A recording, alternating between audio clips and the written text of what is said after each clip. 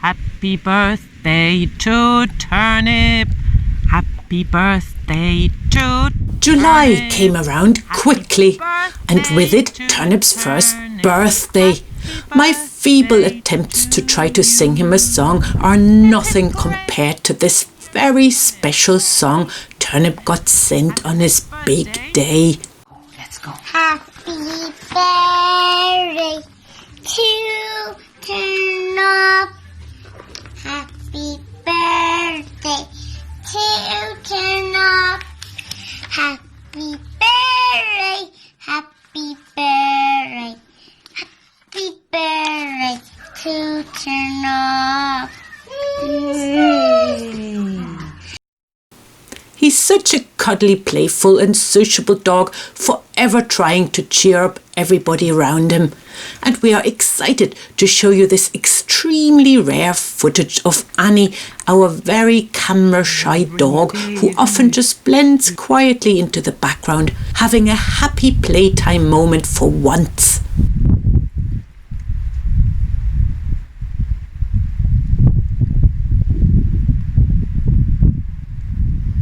I'm delighted that people are allowed again to visit our farm for therapy sessions and group work. And I think the horses are too. They are used to a lot of social contact and missed out when our farm was under lockdown.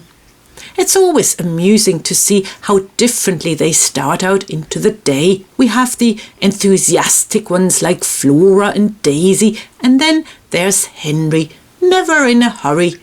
A lot of his work involves managing children's emotions and upsets and anxieties, so it is important to give him a good mixture of jobs, including hands-on, or should I say hoofs-on, jobs like pulling the harrow round and round the field.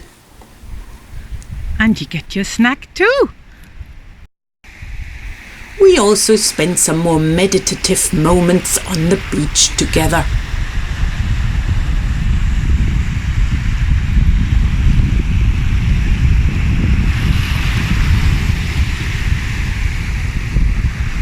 Of course, there are always interesting projects happening at home that the horses get to watch or get involved in, like our den building. What do you think, Henry? Huh? Are you wondering what all those pallets are about?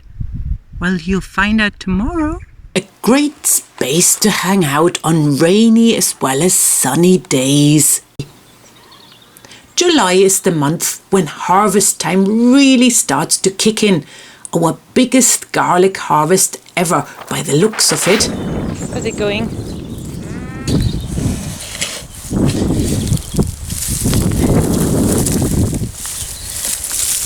Nice. What you doing now, Tim? I'm thinking, what should we have for tea? Oh, For some reason I'm thinking garlic. garlic. Good idea. I love garlic. Some of them nice and big, but they've split, so we'll open those up and use those.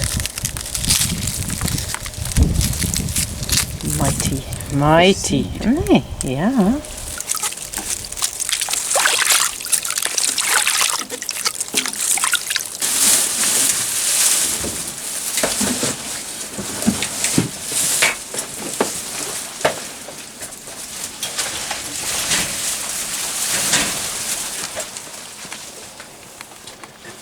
We've got one shelf, 2 shelves,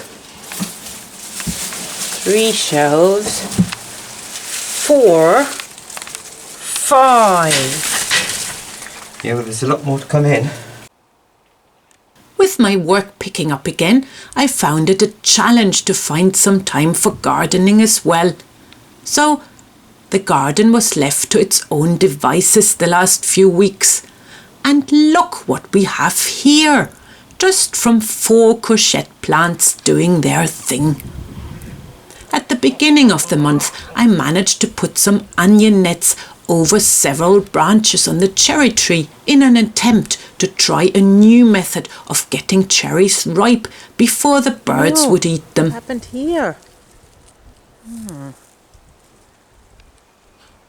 Oh, I see. Oh, the branch was battered about by the wind, was it?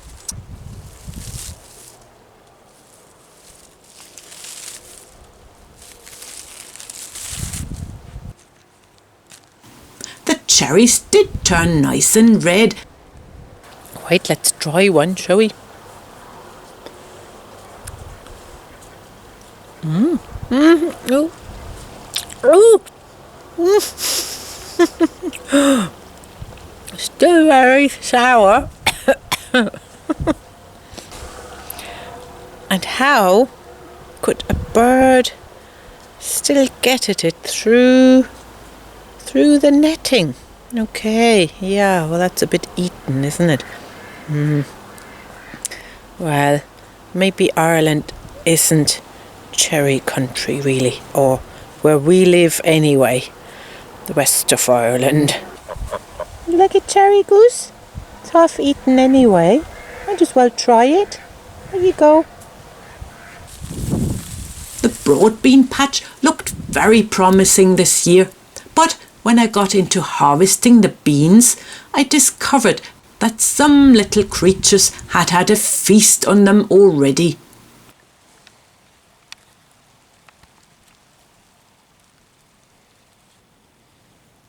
There were some caterpillars inside some of the pods, and also it looks like a mouse or rat had eaten a lot of them. So only one bucketful from this whole bed this year. Quite disappointing for us, not so for the bean thieves. And then I spotted that my beetroot was starting to wilt despite the wet, cool weather. And when I investigated, I found more damage. Some creature, the mouse, had eaten most of the beetroot. They started off so nicely in April. How frustrating. More damage to the onions. Someone keeps on eating the stalks and pulls them out of the ground. The ones I covered with straw mulch are slightly better looking, but still a very slim harvest by the looks of it. I love vegetable gardening, but sometimes I think it's the effort put in and the disappointment coming from it actually worth it. But then there's so much beauty in it too.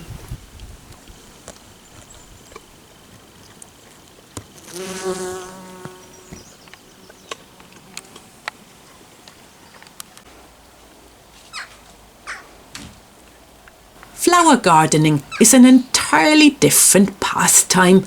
Beauty at every stage and wherever you look.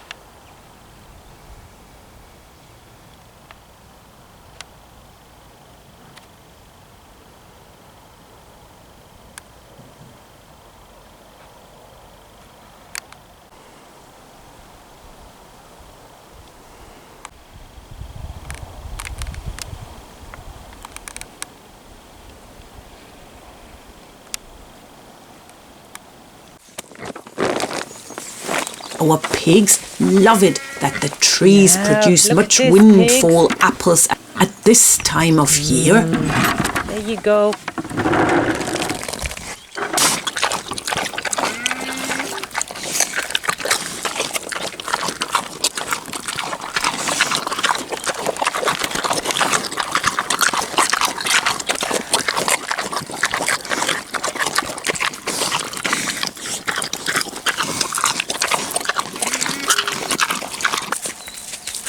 Tilda, come on Harriet, come on up.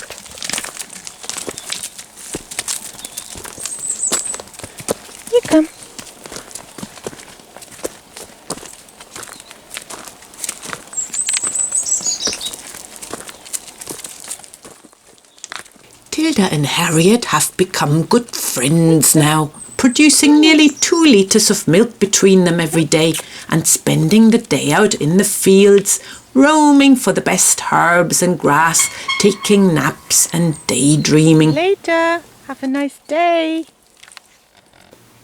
There were plenty of rainy days in July, so we thought up many fun indoor projects.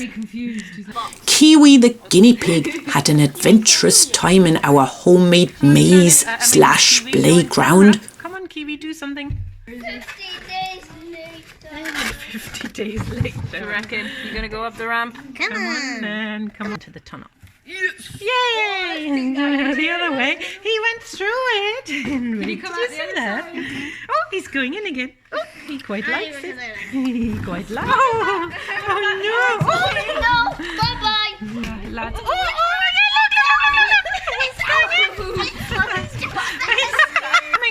He's coming out.